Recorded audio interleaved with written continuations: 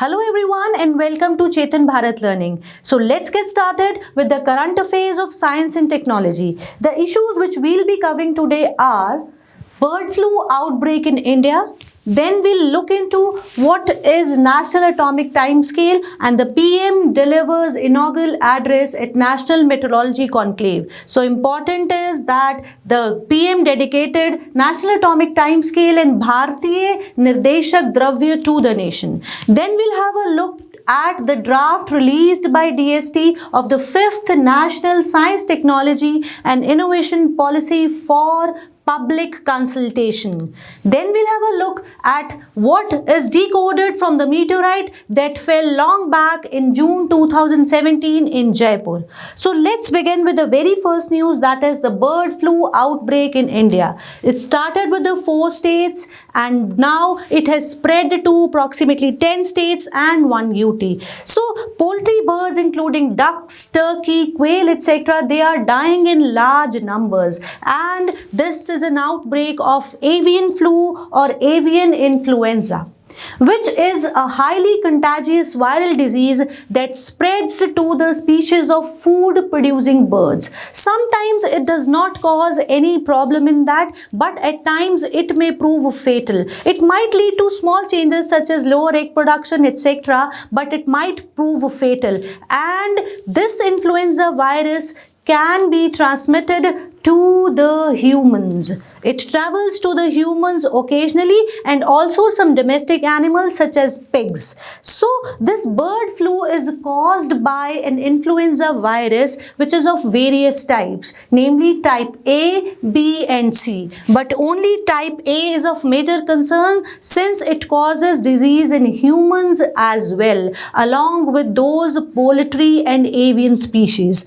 Right. So when I move to talk about this type A influenza virus, I am talking about its immunogenicity, which is due to the presence of glycoproteins on it. So the two glycoproteins are hemagglutinin and neuraminidase, which gives the name to this virus also. So hemagglutinin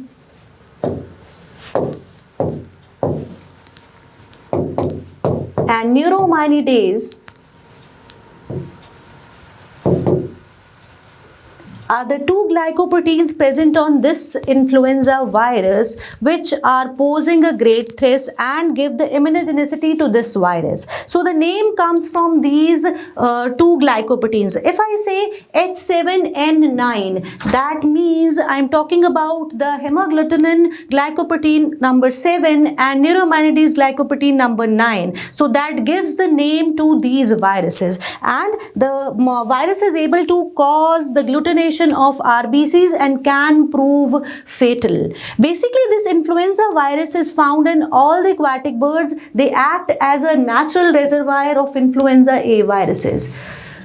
And many birds carry this flu without developing sickness. But the problem is the birds pass this virus into their fecal matter or droppings as well. And as a result, the virus travels from the aquatic birds to the terrestrial species also. So once it has traveled to the terrestrial species, the migration of certain birds can also cause the spread of this disease to the household poultry as well. Movement of the infected poultry and migratory birds and an illegal bird trade are believed to cause the spread of this bird flu. And some mammals on its way can also infect mammals such as cats, lions, pigs, etc. So when and how did this bird flu start infecting humans? As I told you, the story goes long back to 1997 when this outbreak was first noticed in the live bird market of Hong Kong, and the strain identified was H5N1, and it is a cause of major concern because at that time it was so fatal. The fatality rate was so high that it need to be looked upon. So does that come to the humans very easily? no, there's nothing to be scared of. It generally comes into those humans which work in the close proximity with the poultry birds, or they are handling the carcasses of the birds. So it just travels in those people who are either working in close proximity with the infected birds, or they are already having some undercooked poultry meat as well. And this virus is highly sensitive to heat and generally gets killed at the cooking temperatures.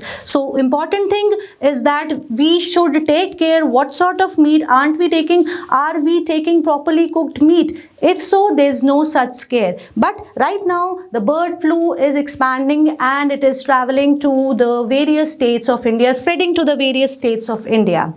Next, I'll move on to the Prime Minister Narendra Modi inaugurating the National Atomic Scale at National Meteorology Conclave. So National Meteorology Conclave was held on 4th of January on the 75th year of inception of CSIR NPL. Meteorology is basically a science of measurement, and if it comes to this at National Atomic Scale, it is a great achievement because we have been able to meet the accuracy level to up till 2.89 nanoseconds as far as international standard time is concerned. On this conclave on 4th of January, that is the 75th year of inception of the CSIR NPL, which is a nodal agency for calculating the Indian Standard Time. So National Atomic Time Scale is a clock which has matched the Indian Standard Time, International Standard Time, with an accuracy level of 2.8 nanoseconds. Basically, the atomic clocks do not change until hundreds of millions of years, and even if there is a small change, it can lead to greater distances and can hamper the global positioning systems. So this is a great achievement. Now we'll be able to work more accurately as far as in different sectors such as banking, health, weather forecast, as well as disaster management. It would be a great help to ISRO in designing its various space research programs. We'll have our own atomic clock which is very much precise now. We have become self-reliant. So it is an important thing as far as our exam is concerned when we talk about the achievements of Indians in the field of science and technology. Then if I come to Bharatiya Nirdeshak Dravya Pranali, now we all are focusing in India on Atmanirbhar Bharat. But to launch any product globally, we must satisfy the global standards as well. So Bharatiya Nirdeshak Dravya Pranali works for that. It ensures the quality of products and making the life of citizens through meteorology much more easier. Our products should be acclaimed and should be successful in global markets as well. So some reference materials have been developed which are called as Bharatiya Nirdeshak Dravyas for purity of gold and bituminous coal. So an achievement because our reference materials which have been developed by NPL have been regarded as certified RMs, reference materials for checking the purity of gold and of bituminous coal. So an important landmark, and we are moving one step ahead in the field of meteorology. I come to the next news, that is the draft of 5th National Science, Technology and Innovation Policy 2020 has been finalized and it is now available for public consultation. The drafting of this policy goes back to mid of 2020, June 2020, when this policy was designed, and it basically worked to ensure the nurtured ecosystem, and it worked on four important tracks. Those were Track 1, which aims to create a repository for public voices that helps and that guides us and acts as a guiding force for drafting purposes. Track 2 comprises of 21 expert-driven thematic collectives which will send the recommendations to the policy drafting committee. Track 3 brings together the ministries through ministries of the states through their nodal officers, which will have a keen look into the various changes, amendments that have been suggested in the above two tracks. Then there will be track 4, which is the binding force that draws upon the apex level multi-stakeholder engagement at national and global levels. So this is the fifth STIP, fifth policy. Before that, there were four others. Just we'll have a look at those major policies. It was first adopted in the first policy was adopted in the year 1958 by the name Scientific Policy Resolution.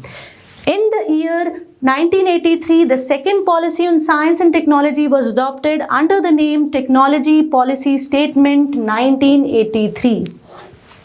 The third policy on science was adopted in the year 2003, called as Science and Technology Policy 2003. The fourth came in 2013, that is Science, Technology and Innovation Policy 2013. And now this STIP 2020 is the fifth policy.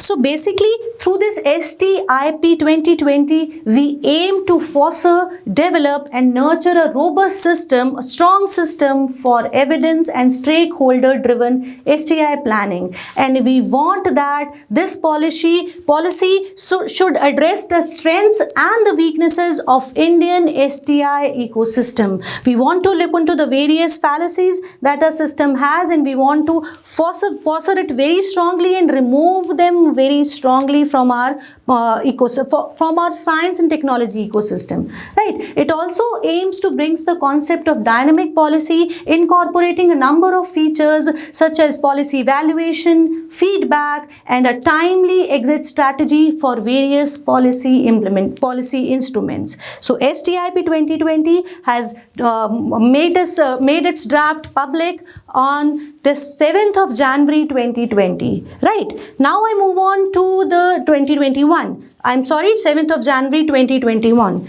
Now I move on to the next important news, that is decoding a meteorite that fell near Jaipur in 2017. In June 2017, a meteorite fell in the Mukundpura village in Jaipur and was named as Mukundpura CM2. Till then, it has been studied extensively and now it has been categorized. A meteorite is a debris of a meteor that has entered into Earth's surface and also known as a shooting star. So, the various studies were conducted on it regarding its composition. Basically, we try to classify meteorites into three groups, namely stony meteorites, which are rich in silicates, iron meteorites, which are rich in iron and nickel, and then there are stony iron, which is a mixture of both silicate and iron nickel alloy. Right. So this Mukundpura CM2 is a type of stony meteorite, and it is a remnant of first solid bodies to accelerate in the solar system, and it has a close relation to the Sun because it is classified to be a carbonaceous chondrite that resembles the Sun. So chondrites are basically silicate droplet bearing meteorites, and once we study these chondrites, we'll get a better insight, we'll get to know better the solar system, the origin of various planets. So as meteorites help us in understanding the solar system's history, how the solar system evolved into Sun and its planets, the impact of the Earth's atmosphere on these meteorites, and the chemical composition of these meteorites helps us to identify the various minerals and exploit in our future planetary explorations. So this was about Mukundpura CM2. This is all for this week's Science and Technology Current Affairs. I'll see you soon. Until then, bye-bye.